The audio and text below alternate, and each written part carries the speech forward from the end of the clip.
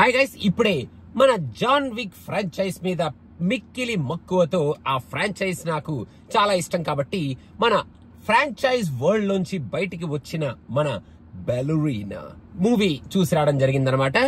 John Wick franchise lovers ఎవరైతే ఉంటారో, ఆ యాక్షన్ పీసెస్ ఎవరికైతే చాలా ఇష్టమో వాళ్ళందరినీ ఈ మూవీ ఒక different kind of action pieces తో బానే ఎంటర్టైన్ చేస్తుంది. ఫస్ట్ నుంచి లాస్ట్ వరకు మనకి ట్రైలర్ లో ఒక చిన్న గ్లిమ్స్ ఆఫ్ మన బాబాయాగా మన జాన్ విక్ ని చూపించారు కదా.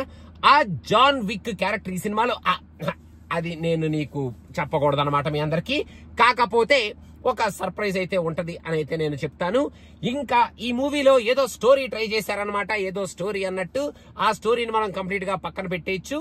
జాన్ విక్ ప్యాటర్న్ నే ఫాలో అవుతూ జాన్ విక్ వరల్డ్ ని మనకి మళ్ళీ అక్కడక్కడ చూపిస్తూ కాంటినెంటల్ ని జాన్ విక్ కి ఒక ప్రీవియస్ పార్ట్స్ కి ఒక చిన్న స్లైట్ కనెక్షన్ పెట్టుకొని మనకి ఒక మంచి నాస్టాల్జియా ఫీలింగ్ ని కలిగిస్తూ ఈ సినిమాలో ఈ మూవీని ఈ స్టోరీని ముందుకు పట్టుకెళ్తూ ఉంటారనమాట.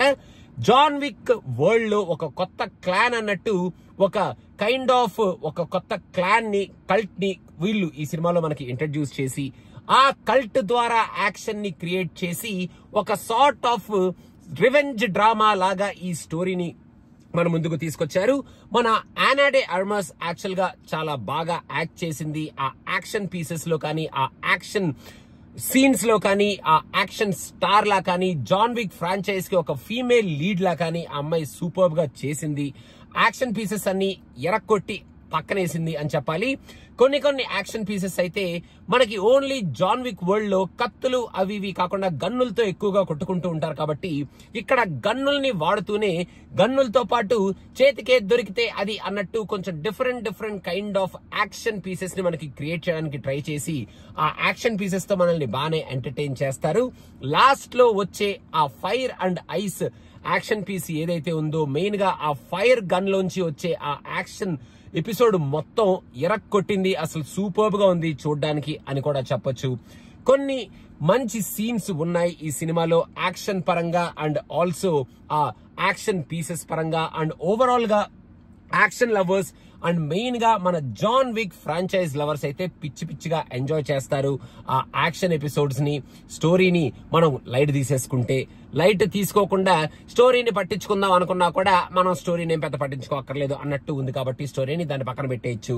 అండ్ జాన్ విక్ చూడని వాళ్ళు కూడా ఈ సినిమాని చూసేయచ్చు. జాన్ విక్ అంటే ఎవరు అని పరిచయం లేని వాళ్ళు కూడా ఈ సినిమాను చూడొచ్చు. ఈ సినిమా చూసిన తర్వాత మీరు వెళ్ళి జాన్ విక్ సిరీస్ చూస్తే ఆ కనెక్షన్ మీకు బాగానే క్లియర్ గా అర్థమైపోతుంది.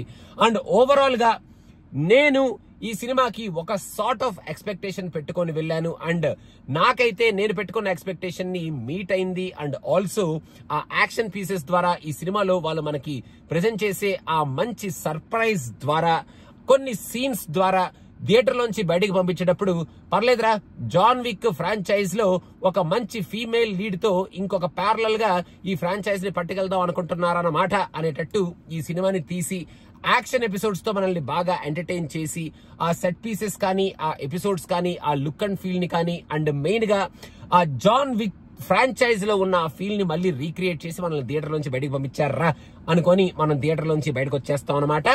అండ్ ఈ బెలరీనాకి కూడా వాళ్ళు ఒక మంచి ఓపెన్ ఎండింగ్ పెట్టుకున్నారు. మన జాన్ విక్ లాగానే ఈమె సిరీస్ ని కూడా కంటిన్యూ చేస్తూ ఉంటారు అనుకుంటా బెలరీనా అని.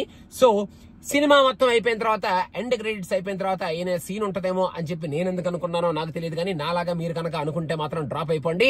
అలాంటి సీన్ ఏమీ లేదు. హ్యాపీగా సినిమా చూసి మనకి ఎండ్ టైటిల్స్ పడగానే, స్టార్ట్ అవగానే మీరు థియేటర్ లోంచి బయటకు వచ్చేయచ్చు. అక్కడ ఏమీ ఉండదు, కానీ అక్కడ వరకు మాత్రం మీరు బాగానే ఎంటర్టైన్ అవుతారు with the action pieces. And ఆ జాన్ విక్ ఫ్రాంచైజ్ లవర్స్ అయితే ఆ ఫ్రాంచైజ్ ఫీలింగ్ మళ్ళీ మనకి ఇంకోసారి వచ్చి మనం మొత్తానికి మన జాన్ విక్ ని కూడా ఈ సినిమాలో చూస్తాం కాబట్టి, ట్రైలర్ లో ఆల్రెడీ చూసారు, అలాగే ఈ సినిమాలో చూస్తాం కాబట్టి అంతకుమించి నేను ఎక్కువ చెప్పదలుచుకోలేదు కాబట్టి చూసేసి ఆ యాక్షన్ పీసెస్ ని ఎంజాయ్ చేసేసి మనం థియేటర్ నుంచి బయటికి వచ్చేయచ్చు.